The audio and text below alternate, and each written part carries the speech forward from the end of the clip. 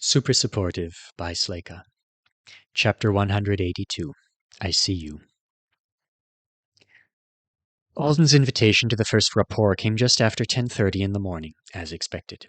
He took one final look around Matadero's teleportation area and touched the driftwood brooch he wore on the front of his vest, as if it might have gotten crooked in the 20 seconds that had elapsed since the last time he checked it. Then he grabbed the handle of his suitcase, picked up the basket he'd prepared yesterday, and accepted. No backing out now, he thought. A moment later he was in the art summonarium, standing face to face with his host. "Hello," said Stuart.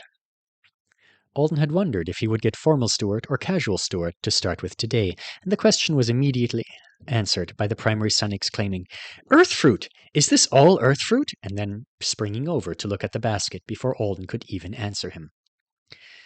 "Is this for your second meal?" Stuart asked, bent low to examine it. He was totally going to ask if it was for him. "It's for you," said Alden, "and anyone you want to share it with. I'm sorry there's not as much symbolism behind it as there was with the bowl of welcome, but a food exchange is always fun, isn't it? And I have been feeding every wizard I've met over the past few days. I couldn't leave you out." "This is wonderful. I missed my own second meal. Thank you for sharing the abundance of your world. What's that one?" "I'm glad you haven't already tried all of it before. That's a pear. I picked it yesterday, so it will be good for a while. Don't worry, I didn't hide any jars of oil in there." Stuart laughed and reached for the basket. He was 4 large bites into the pear and showering it with poetic praise between each one when he suddenly stopped chewing and looked up from the fruit. He swallowed and gave Alden a wide-eyed stare. "This is how you dress when you have time for self-adornment." "It's all new for me," said Alden, letting go of the suitcase handle and turning once in place to show what the outfit looked like from behind. "But yes, if nothing is wrong with it, do I look right for the meeting with healer Yenu Pezith? And for everything else?" Stuart scanned him from head to toe, his gaze lingering on the commendation, the brooch, the points of the peziva, and the boots. "I like your clothes very much. They whisper of your grace and care, and they possess a subtle but sure beauty that suits you." Alden blinked. "Wow, now I know how the pear feels." Stuart was wearing his Leaf Song student garb, so trying to return the compliment wasn't really an option. "And you're clothed in your commendation." "That's good, isn't it? We talked about how I was planning to place a hand on the embroidery in acknowledgement, but now I have juice on me." Stuart looked like he was exasperated with himself. "We can pretend you did it." "No, it's something I wanted to do. I'll clean my hands with a spell. Let me find somewhere to put my—" He started looking around the summonarium, at the floor, the basket, Alden. "Do you want me to hold it?" Alden asked. "There's saliva—" Alden targeted him. "Ah, that will work." Stuart handed him the half-eaten fruit, then flicked his fingers a few times. The spell looked similar to the hand-sanitizing one Alden knew, but Stuart didn't chant anything. When he'd finished, he reached out and lightly placed the 3 middle fingers of his right hand on Alden's shoulder. He held them there. Alden watched his face, strangely reminded of the moment when Alice Art had looked into his eyes before sending him away from her ship. "I see you," Stuart said quietly. Then he pulled his hand back and held it palm up, waiting for his pear.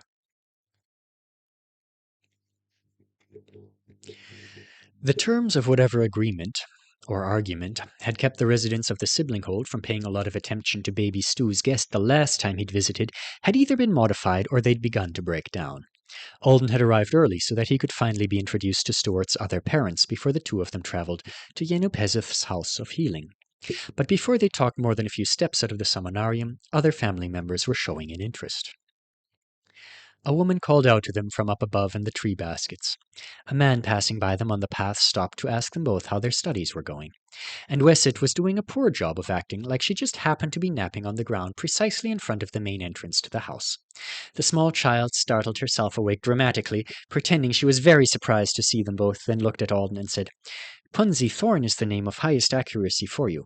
It is maybe even perfection. You want it instead of Alden, don't you?" Then she looked at him with huge gray eyes under concerned brows. "Oh, that is a potent look of expectation from someone who's about the human equivalent of a 5-year-old. This isn't the kind of thing I loving lie about, right?"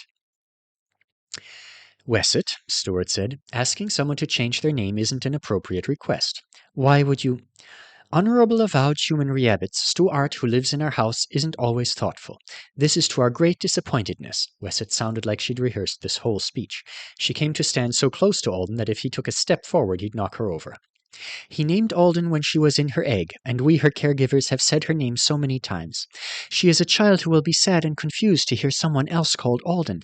Imagining her cries of confusion makes me sad.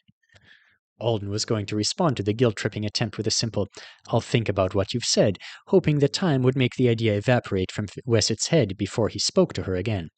But before he could, Stuart squatted down to be eye level with the girl. "Are you really sad? It's my fault if you are. So I will spend my next unbusy hours with you. I will explain my past errors. I can teach you the nature of a Riebit's emotional abilities, and tell you of human naming customs. We can develop solutions for protecting the animal Alden's happiness and respecting human Alden fully." He sounded sincere, but Wessett's face was glazing over. "I think I'm not that sad, Uncle." "Are you sure?" Stuart asked. "I don't mind." "I left something in School Cottage," said Wesset. "I should go there and find it. What is the food? I have never had that before." Stuart gave her a grape and a raspberry, and she ran off to show them to people before she ate them. "So you're her uncle?" Alden asked, pulling up the cheat sheet to add to it. "Yes, one of my sisters." They headed inside and arrived at their destination almost immediately. Being received as a guest in the house could have been a very ceremonial event. Stuart had glossed over it previously, but now Alden was getting the full picture as they stepped into a small space just off the entryway that had previously thought of as only a mudroom. It did serve as a place for footwear and outerwear removal, and he left his boots on a shelf and his suitcase in a nook. But before they passed through into the next room, Stuart pointed out a table where gifts to the house could be placed, and where, if Alden was a normal wizard friend being introduced to his parents for the first time, he would have found a tray of dirty Wevy cups waiting for him. Cleaning them would have shown his willingness to share his magic with the house. There were no dirty cups there for him.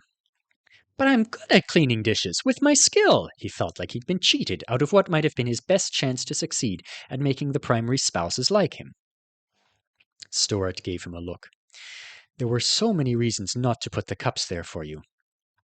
All you have to do is pass them to me, and I just focus on preserving only the cup.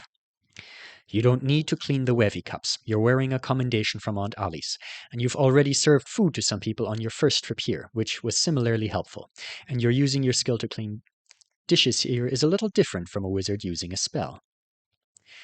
Stuart tried to downplay the fact that the next room was where the special guest and the receiving members of the household acknowledged their shared relationship as children of the mother planet. You could actually make a day of it by tracing your ancestry together, or you could take the easy route and place a drop of your Autonan blood on the enchanted hearthstone that would ignite the fireplace. After that, you'd supposedly be feeling right at home, and you'd pass into the formal Wevy room, where everyone sat or knelt in a circle and talked, while the person who'd invited you served a lot of Wevy from the cart Alden was already familiar with. That was the part he was getting to do. All 6 of Janeth Art's spouses, 1 of Alice's, and 1 of Tessin's widows were there. It was a full sibling-hold welcome committee, with a stew-specific lean.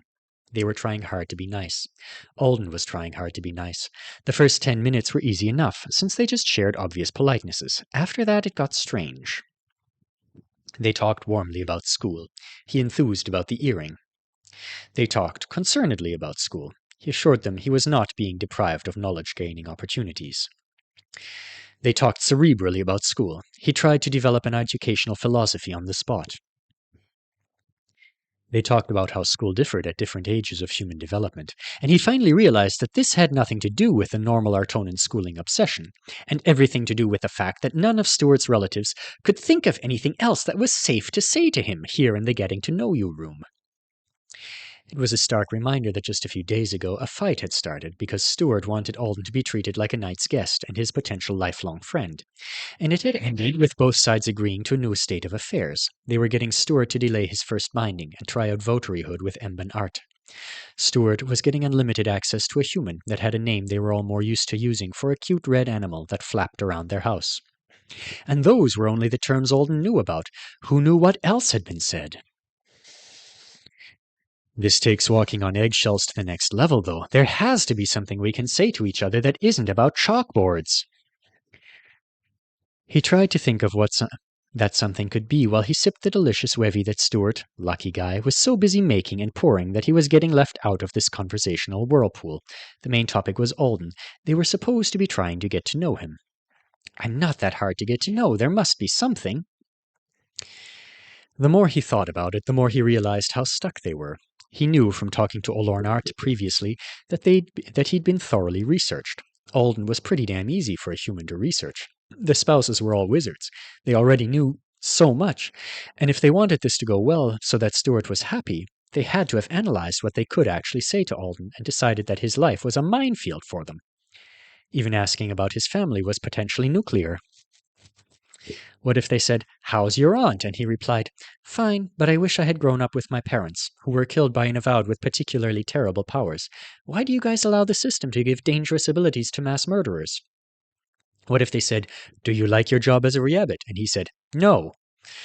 At least a couple of these people had been at the Leaf Song party, tagging along with the primary and the quaternary. He wasn't sure which, because there had been so many faces that night. And bringing up the fact that he was stopping by on his way for treatment to recover from trauma wasn't exactly light material either. They'd already spoken words of admiration for his action of Thagund. They'd already said, truthfully or not, that they were so glad Stu had found a friendship with him after their debacle of a first encounter. Now there was nothing but the school whirlpool sucking them all down together. It's been easier with Ashurdi, but I guess that's because Ashurdi is different, and he also doesn't have to be concerned about the feelings of a third party. If he offended me or I offended him, there would be no miserable steward involved. Wait, him. School. I took Tion Ashurdi on a tour of my school. It was the night after classes were over. My housemate Haoyu and I. Thank goodness for Ashurdi, Alden thought while he talked, describing the tour and how it had come about, injected some desperately needed humor into the conversation. So he's enjoying someone else's pet and scaring the avowed out of their comfortable bathing rooms, one of the primary's wives said. We've wasted worry thinking that his trip to Earth was being filled with dull work. Her name was Kalessa. So far, Alden's cheat sheet of her said only that she was the one with the darker complexion and the blue eye rings, who was wearing some of the same symbols on her coat that had been on Alden's when he was costumed as an expert in transmogrification at the party. Escher's an incorrigible seeker of amusement, said Veln. He was the one who made a point of glancing at the fruit basket with one eye every time Stuart was freed from Wevy duty for long enough to take his seat beside Alden. And he amused himself right into the happiest and most surprising pairing anyone could have imagined. Stu, did you really bring snacks into the room just to tease us with them? We're 2 cups beyond the point where you should have offered to share with your elders. He's trying to fill us up with Wevy so we'll take less, one of the others replied. I am not. Stuart was over at the cart, about to make another chanting session over the boiler. The occasion is formal enough to serve the Wevy without... This house has raised a cruel child, Alden, said Olorn, as you can see. Little bowls full of pristinely sliced fruit got them through the rest of the meeting without incident. Alden managed to shoehorn in one mention of Connie and another about his time with Alice Art and her companions on Thagund, hoping to show everyone that he was capable of talking around his own bombs without setting them off. The conversation stayed shallow, but the tone warmed up enough that it was no longer painful. He tried to get a sense for everyone's personality and how they really felt about him, but except for Olorn and Veln maybe being a touch friendlier and one of the primary's wives hardly saying anything at all, there wasn't much to glean. They were probably used to presenting themselves however they wanted in front of audiences more discerning than him. In the end, he was so full of Wevy and welcomed, and he followed Stuart up to the 2nd floor so that he could check in with Emb and Art before they left. She's doing well? Alden asked. She's fine. Although she was started thinking of things she wants me to do, and it always seems to be a few glet before I need to leave for a class. He glanced down at himself. I dressed for school, but I never actually made it to campus today, because I didn't want to arrive during instruction and cause an interruption. Am I keeping you from classes? No, they're over for today. There's a presentation of a traditional type of summoning I might attend tonight while you're with Healer Yeno. He cut his eyes toward Alden. If that's all right, I'll be able to teleport back to you very quickly if you needed me. It's fine, Alden said, as the hallway bent to avoid the trunk of one of the trees the house was built around. Emban Arta's room was near the end of the hall. An unusual spell was active in front of her door. At first, Alden thought it was a floating wreath, and he wasn't entirely wrong about that. But as they approached, he saw that the wreath was a single strand of vine shaped into a circle, and the bulk of the decoration was created by small items corkscrewing slowly around it. Most of them could have been symbolic in some way: flowers, leaves, a few things that looked like soap carvings. But the presence of a couple of decorated pouches and a shiny metal capsule the size of his thumb made him think that some of the items were probably gifts rather than part of the spell. "I made that," said Stuart, pointing at the vine. "It took much longer than I thought it would." He didn't knock. Instead, the two of them just stood there beside the wreath, Stuart's eyes so fixed on the door that he didn't notice Alden shooting him questioning looks at all. A string of whistling sounded. Alden barely had time to notice that the noises earned itself a strange translation: "Caughty caught you, yummy thingy," because a blink later the whistler was standing right beside them. Short black hair with a braid on one side, an excited grin, pale pink eyes. Alden had seen her quite a few times through his interface, including standing next to her little brother. She was still thrown by the fact that she was the exact same height as Stuart. "Tion Evil Art," he said. "It's good to finally meet. Human Alden, you look so good today. I like it. You might want to take the pretty Peziva off when you play with Red Alden, but you could wear it to all kinds of fun places I go to." "Evil," said Stuart, giving her a cautious look. "He's not going to fun places with you. He's going to Healer Yenus as soon as I finish standing ready for whatever Emban might need." "I know, of course. Don't worry about what I said. And you're actually doing the votary thing too properly, don't you think?" She turned an eye to Alden. "Only stern old people stand around counting their breaths after they've been told to go away." "I am keeping my part of the agreement," Stuart said. "If I were really a votary to Emban or any of you, I would stay ready for you to change your minds during times of uncertain mood." Did Emban tell us to go away? He must have sent her a message instead of knocking. Evil pulled one of her rings off and poked it toward the wreath. It joined the collection, floating upwards beside a soap carving of an animal that looked like a long-tailed bear. Then she turned to Alden. "You should call me Evil, since you're going to be spending so much time here. Or you can call me number 2761 to inspire me." "Don't actually call her that," said Stuart. "Or you can call me Beast in the Flock." "You can call her that, but it would be odd to do it most of the time." Alden was wondering if it was okay to ask for clarification on that one when the door slid open. "Which one," Emban Arta muttered, "is Banana?" She was wearing a velvety blanket, nothing but one arm and her head sticking out. She looked tired and irritable, but her purple hair was up in the most elaborate braiding job Alden had ever seen in person. Jeweled pins and rainbow ribbons galore. He wondered if doing her hair was her version of insomnia pinball. "It's this yellow one with the speckles," said Stuart, handing it to her. "We don't usually eat the peel, Tion Emban Art," Alden added. She looked at him. He was reminded that she thought he wasn't interesting enough to be the cause of turbulence in the household. "Stu said you offered to have conversations with me late in the night and use your avowed abilities on my behalf." "What?" said Evil. "You did? He did?" "I did," Alden said, wondering if this was going to bite him in the ass somehow. "Thank you." Her eyes flicked to the commendation. "There's no need for you to use the title, and you have my well wishes for your healing." She let Stuart scoop all the gifts out of the wreath and carry them into her room. From what Alden could see of it from the hall, it was full of luxurious furnishings that seemed to have been chosen for their individual merits, rather than because they matched or made sense together. And there was a large floor desk covered in stacks of hexagonal white cards. One on the center of the desk was being decorated with dizzyingly intricate lines of ink. Art project? Or are they some magical tool she's prepping for when she feels up to casting again? He couldn't figure it out before Stuart came back and the door was closed. Evil poked Alden in the arm. "Why didn't you offer to call me and talk to me in the night? Stu and Aunt Alice can be first and second, but shouldn't I be your third favorite?" They escaped from the house in a series of bursts interrupted by people they encountered. None of the reaction to Alden's presence were negative, but he was definitely getting the sense that the spouses weren't the only ones who didn't quite know what to do with him. One of Stuart's cousins asked, "How is it being human?" Then a look crossed his face like he hated himself a little, and he made an excuse about needing to run an errand, hurrying away while Evil laughed. She finally got peeled off by Rel Art.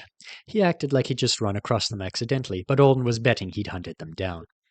Because he arrived ready to ask probing questions about whether or not Alden understood how to behave when Stuart left him at the House of Healing.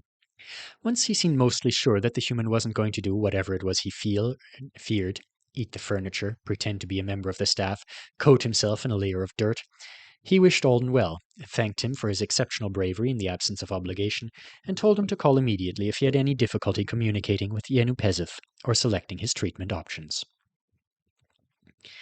Rel used to take me to some of my appointments, said Stuart as soon as they'd made it outside. The trees were rustling overhead in a breeze that didn't reach them here on the forest floor. He must have decided that you might need him there too. That's helpful of him, but you can just call me. What does Rel do? He had given Alden permission to call him Rel, but only while at the sibling hold. Mostly he teaches at the rapport school and directs Newling squads on missions. Alden had actually been hoping to find out what specifically his skill was. He thought it involved telepathy, since Rel had used it to talk to his brother on the day their sister had died. And the fact that Stuart's mother had been mentoring Rel before she went to help with the primary seemed to indicate that his powers had to do with the mind. His role is one to be proud of, Stuart continued, but I think he is one who does not let go of the role. I am not currently his student, and still he insists on checking that I have remembered to do most of the obvious things. Was Yvol his student too? Alden asked, thinking of the critical look Rel had given her when he saw her poking his arm again.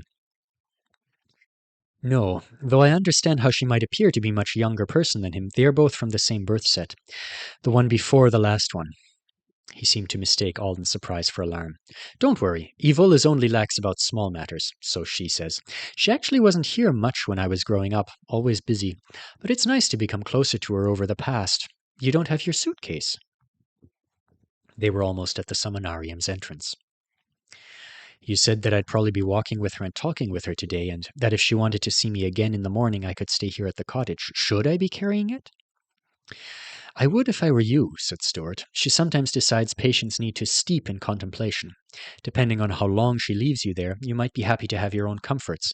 Telling you that is an obvious thing I should have remembered to do. You would come rescue me before I was trapped with her for weeks, right?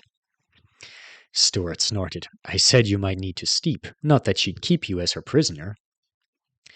They went back for the bag. The big blue suitcase was where Alden had left it in the mudroom nook. He had his hand on the top handle, and he was lifting it toward him carefully rather than dragging, because excellent guests didn't scratch the possibly sacred wood cabinetry with their suitcase wheels, when a voice said, It is a treasurable moment to hear Stu going out the door to see Yenu again, knowing it is not for his own hurt. There were a couple of quiet agreements. At least 3 people together, and the room where Alden didn't get to bleed on the hearthstone. He really didn't know their voices well enough to be sure about who they might be, especially when they were talking softly. He thought the first speaker might have been Veln.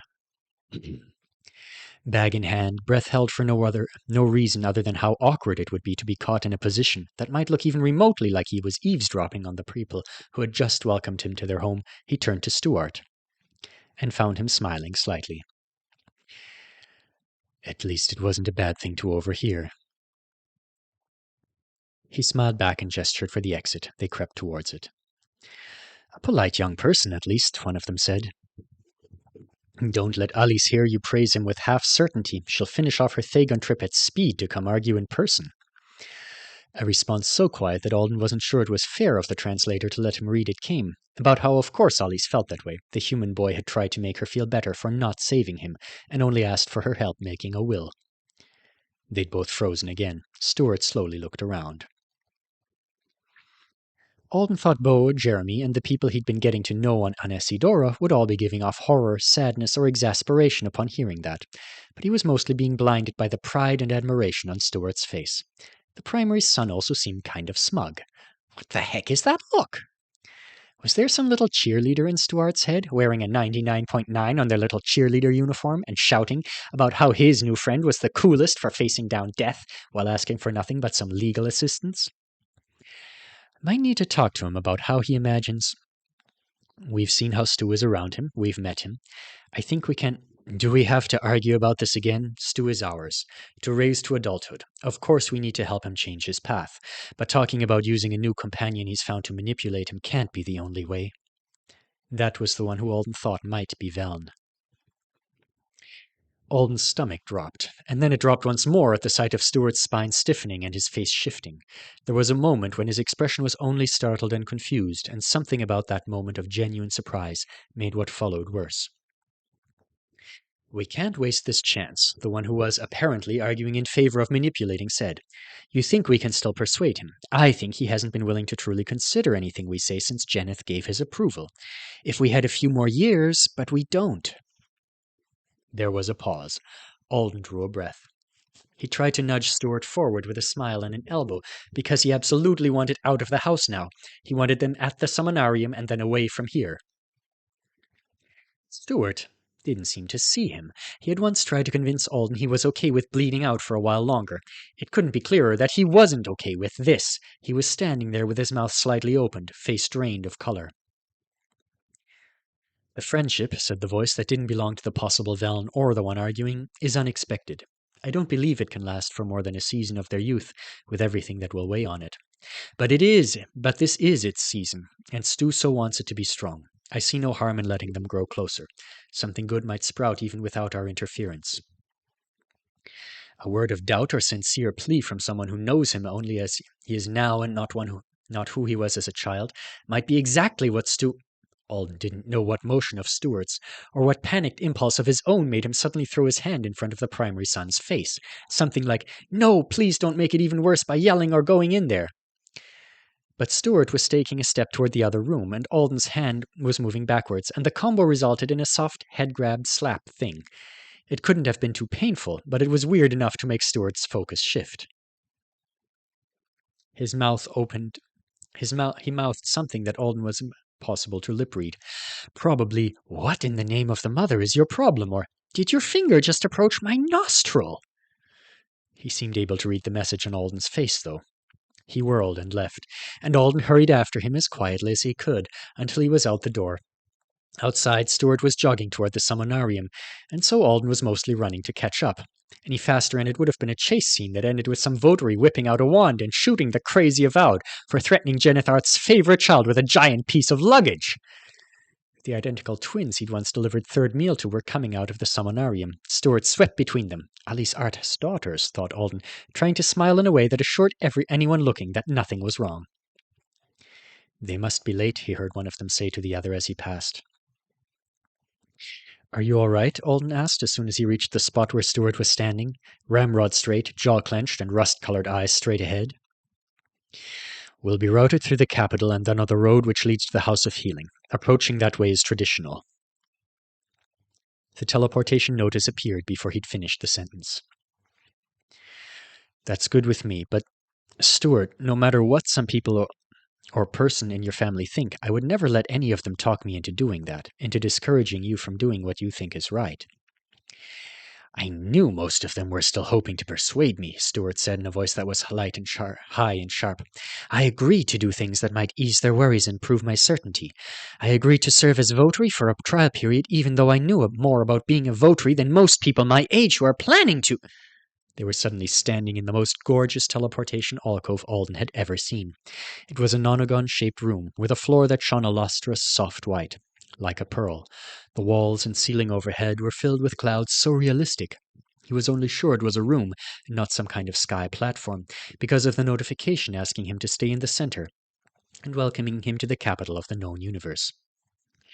Said that she didn't like how things had gone and that half my ultimate decision was different from how they wanted. They would still like for me to go through with my first binding, feeling supported by them. And I couldn't allow them time to show that support, even as I gave concession to their concern. I think I missed a little of what he said there. "I don't think a plot to use the person I'm weaving friendship with to weaken my confidence is something they should—" "It's bad!" He spat the word bad so harshly that it felt like it might have the power to reach his parents up north in Rapport 1. "I think as soon as I've introduced you to Healer Yenu, I will go back home and tell all of them that our agreement must need to be contracted, since they can't be trustworthy without—" And then they were standing in a humbler, grayer alcove. Stuart stalked out the door, saying things that made the Artonian who bowed to them as they exited give him more glances than Alden. Alden didn't know where to start or what to pay attention to. The building they'd arrived in was basically a small house, and when they stepped outside it, they were standing on a dirt path, surrounded by scenery that would have looked like it was imported from at least three different, widely separate time periods if they were on Earth. Behind him was a gate made of wood, the kind of thing that would keep cows in a pasture, not people from climbing over. Beyond it was a narrow road with no signs or markings. To his left, a structure that was either a partially finished building or a spaceship larger than any he'd imagined rose from the trees, blocking the sky. Ahead of him, in the far distance, but a completely straight shot down the path, was a building that was probably the House of Healing. He doubted it was as small as it looked. That had to be the jumbo whatever messing with his perspective. Finally, to his right, an idyllic field full of some kind of bushy crop, rolling away toward a city skyline. Stuart issued a few more outraged sentences, but his anger was flickering, eaten away and complicated by other emotions. As he bent to collect a couple of foggy green pieces of something that looked like sea glass from a bucket by the gate, he said quietly, I did think Veln was close to approving of my choice. Over the past few days especially, it seemed. But he said, of course we need to help him change his path. He was staring into the bucket. I'm very sorry, Alden. What an embarrassing... I didn't know what to say about you hearing that from my parents on the day they welcomed you to our house. It's all right. It wasn't that bad for me. All they really said was that they hoped they could convince was a nicer word than manipulate, me to convince you to do something that they think will help you. They're wrong, but they also said I was polite and that your aunt likes me a lot, so I'm not hurt. I'm not the one who has most of the people I love knocking me back every time I try to take a step forward. Stuart seemed really committed to staying bent over that bucket. Alden stretched his arms and took some breaths, trying to figure out what to do. You're strong, he said at last. You can make any choice you want. The path of highest onus is supposed to be hard, but your family is making you fight so many little battles on your way to where you actually want to go. Maybe you'll be the first knight ever to get there and think it's actually easier than your choosing season. Stuart finally straightened back up. Alden stepped over to join him by the bucket. What are these? Those seeking healing carrying them down the road. Alden... He waited, but Stu only shook his head. Alden reached out with 3 fingers and touched his shoulder. I see you. The Artonan chirped and ducked out from under his hand. That's for knights wearing certain honors for the first time. You can't do it to me. Of course it is. You did it to me. Well, but an avowed is, and I wanted... I see you, Alden said again, waving the fingers at him. Let's go. And I'm sorry for sort of grabbing your face back there. I thought, no, Stuart, and my hand shot out. That's the second time you've done it. Is it a human reflex? Not usually, Alden admitted. It only happens to you.